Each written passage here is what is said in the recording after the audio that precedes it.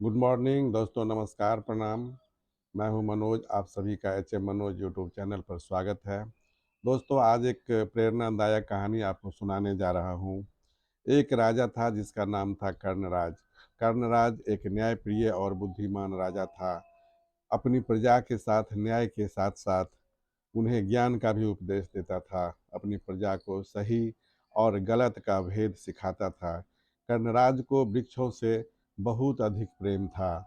वे अपनी प्रजा को मनुष्य, जानवर और वृक्षों में अहम संबंध है के बारे में हमेशा पाठ पढ़ाया करता था। वे हमेशा प्रजा से कहता था कि मनुष्य को पेड़ पौधों का रक्षण करना चाहिए और जानवरों का भी ख्याल करना चाहिए। एक बार एक ग्रामीण को अपने घर को बड़ा करना था और इसके लिए काम करने के लिए उसके आंगन में एक बहुत बड़ा पेड़ था जो बाधक बन रहा था। ग्रामीण ने किसी को बिना बताए वह आम के पेड़ को काट दिया। जब यह बात राजा कर्णराज को पता चला कि एक ग्रामीण ने उस वो अपने आंगन के में लगे बड़े विशाल आम के पेड़ को काट दिया, तो राजा को बहुत दुख हुआ और उन्होंने अपने सैनिक को बोला कि जाओ उस ग्रामीण को दरबार में पेश करो। अगले दिन ग्रामीण को दरबार में पेश किया गया। उस ग्रामीण ने राजा कर्णराज से माफ़ी मांगी और अपने बच्चों की दुहाई दी कि उसे माफ़ कर दो, वे अगली बार ऐसी गलती नहीं करेंगे। लेकिन राजा ने उनकी एक न सुनी और उन्होंने मन बना लिया कि नहीं, हम इसे सज़ा देकर ही छोड़ेंगे।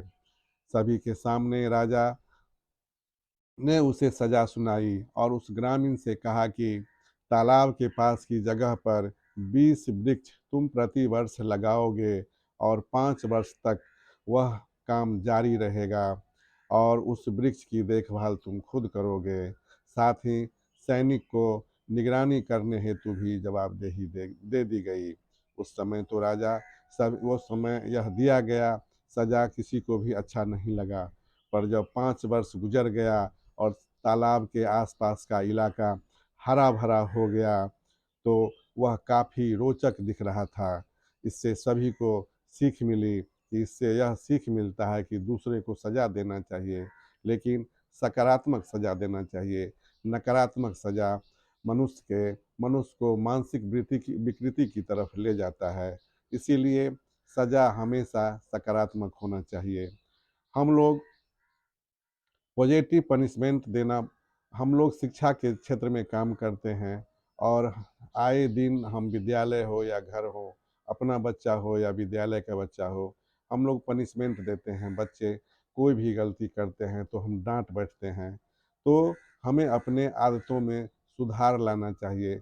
उसी राजा की तरह हमें भी सीख लेनी चाहिए और बच्चों को पॉजिटिव पनिशमेंट देनी चाहिए। अगर कोई बच्चा गलती कर गया तो उसे निगेटिव पनिशमेंट ना दे करके पॉजिटिव पनिशमेंट देना चाहिए और निगेटिव लैंग्वेज का कभी प्रयोग नहीं करना चाहिए। पॉजिटिव लैंग्वेज का यूज करना चाहिए बच्चों के साथ। सॉल्यूशन ओरिएंटेड लैंग्वेज का यूज करना चाहिए बच्चों के साथ, ताकि उसे बहुत बुरा नहीं लगे। अगर बच्चा वर्ग में बहुत हल्ला करता है तो हम ऐसा नहीं कहेंगे चिल्लाओ मत, उसे हम यह भी कह सकते हैं कि धीरे बोलो। इससे उसको पॉजिटिव इम्पैक्ट उस पर पॉजिटिव इम्पैक्ट पड़ेगा। बाहर मत जाओ, ऐसा भी हम बोल सकते हैं कि वर्ग में रहो, जिससे उस बच्चों पर काफ़ी पॉजिटिव इम्पैक्ट पड़ेगा और इससे बच्चे काफ़ी सुधार लेंगे अपने आप में।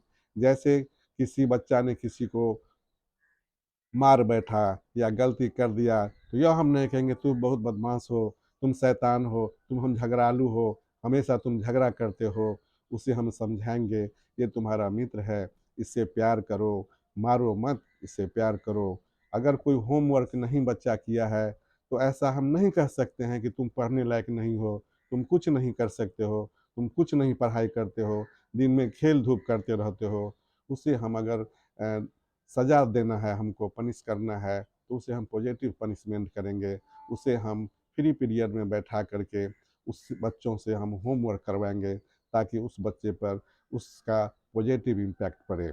अगर खाना खाने के बाद मेरे घर में कोई बच्चा प्लेट डाइनिंग टेबल पर छोड़ देता है तो उसे हम डांटेंगे नहीं। उसे हम यह नहीं कहेंगे कि तुमने क्या किया, या अधिक ज़ोर से हम चिल्लाएँगे नहीं, उसे प्यार से कहेंगे, आज तुमने गलती की है, तुम अपनी प्लेट डाइनिंग टेबल पर छोड़ दिया है, इसलिए आज पूरे घर के प्लेट को तुम साफ करोगे। अगर वर्ग में कोई बच्चा कचरा फेंक दिया, तो हम यह नहीं कहेंगे कि तुमने क्या कर दिया, या उस पर शिक्षकों को नहीं चिल्लाना चाहिए, तुमने वर्ग कक्ष को गंदा कर दिया। हम कह सकते हैं कि आज पूरे वर्ग कक्ष की सफाई तुम करोगे, इससे बच्चा पर पॉजिटिव इम्पैक्ट पड़ेगा। बच्चे अगर क्लास में बात कर रहे हैं, तो उसे हम बहुत कुछ अधिक सज़ा नहीं दे पाएँगे और ना देना चाहिए। उसे हम तुरंत कहेंगे कि तुम ठीक है, तुम आपस में बात कर रहे थे, तो तुम जाओ और अभी 5 पेज हमको लिख कर के दिखाओ। तो क्या होगा तो क्या होगा, इससे हमारा जो पॉज़िटिव इम्पैक्ट है बच्चा पर पड़ेगा और बच्चे भी सुधार करेंगे और हमारा जो व्यवहार है उसमें भी बदलाव आएगा। अगर इससे आपको कुछ प्रेरणा मिलती है, तो आप इस वीडियो को लाइक शेयर ज़रूर करेंगे। धन्यवाद।